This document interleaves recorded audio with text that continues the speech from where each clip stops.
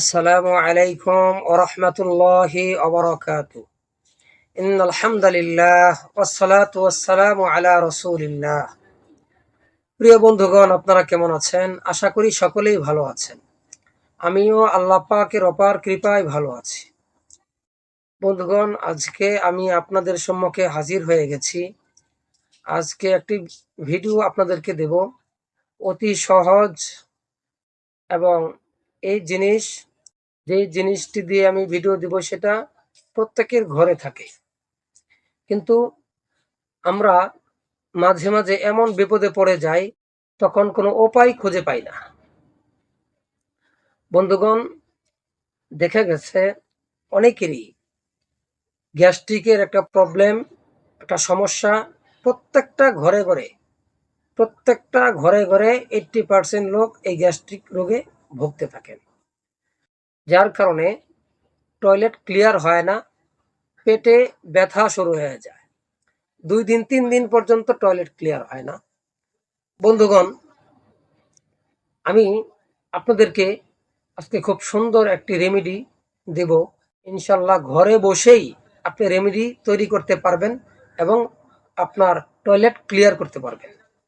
বন্ধুগণ, এই যে দেখেন আমার হাতে একটি ভেষজ, এটা সবাই চিনছেন, এটা হচ্ছে পেঁয়াজ।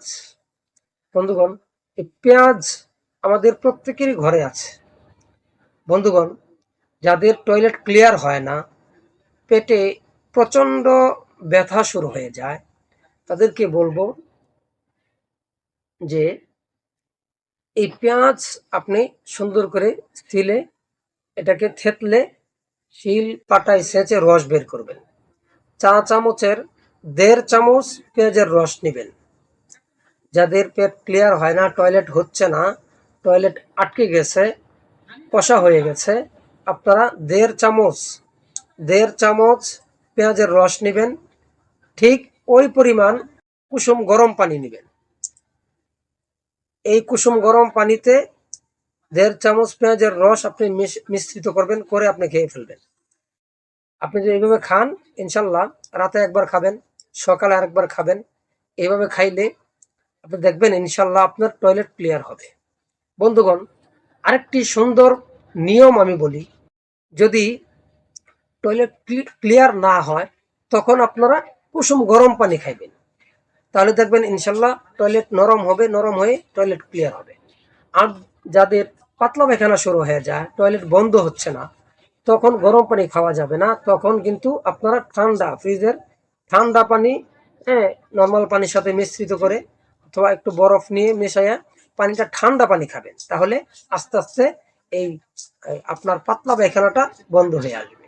তাহলে কি বললাম নিয়মটা? পাতলা পায়খানা হইলে কখনো গরম পানি খাওয়া যাবে না, তখন তাকে দিতে হবে ঠান্ডা পানি। আর যদি টয়লেট ক্লিয়ার না হয়, টয়লেট হচ্ছে না, তাহলে গরম পানি। এই একটা নিয়ম আমরা ফলো করব, সবসময় মনে রাখবো। বন্ধুগণ, আরেকটা কথা বলি, আমরা প্রত্যেকেই রাত্রে খাবার দাবারের পর আমরা কিন্তু অনেকেই বসে থাকি অথবা শুয়ে পড়ি। এটা আমাদের জন্য অত্যন্ত ক্ষতিকর। হাদিসে পাকে এসেছে, রাসূল করিম সাল্লাল্লাহু আলাইহি সাল্লাম বলেছেন, রাত্রিবেলায় ভাত খাওয়ার পর, আহারের পর কমপক্ষে 40 কদম হাঁটাহাঁটি করা। তো ইনশাল্লাহ আমরা কমপক্ষে 40 কদম হাঁটাহাঁটি করব। হাঁটাহাঁটি করে তারপরে বসে থাকবো বা কাজ করবো আর শুয়ে থাকবো, তাহলে দেখবেন ইনশাল্লাহ সকালবেলায় আপনার টয়লেট ক্লিয়ার হবে। তো রাসূল করিম সাল্লাল্লাহু আলাইহি সাল্লাম যে পদ্ধতি আমাদেরকে বাতলিয়েছেন, এর ভেতরে উপকার আছে, দুনিয়াবি উপকার এবং উখরবি উপকার, উভয় জগতেই উপকার আছে। একটা সুন্নত আমি পালন করলাম। আল্লাহ পাক রব্বুল আলামিন আমাদের সব ভাইকে রাসূলের সুন্নতের উপর চলার তৌফিক দান করেন। আল্লাহ পাক আমাদেরকে সুস্থ রাখেন। বন্ধুগণ, আমার ভিডিও যদি ভালো লাগে তাহলে আপনারা লাইক করবেন, কমেন্ট করবেন, বন্ধুদের মধ্যে শেয়ার করবেন, সাবস্ক্রাইব করবেন, আমার জন্য দোয়া করবেন, আমিও আপনাদের জন্য দোয়া করি। আসসালামু আলাইকুম ওয়া রাহমাতুল্লাহি ওয়া বারাকাতুহু।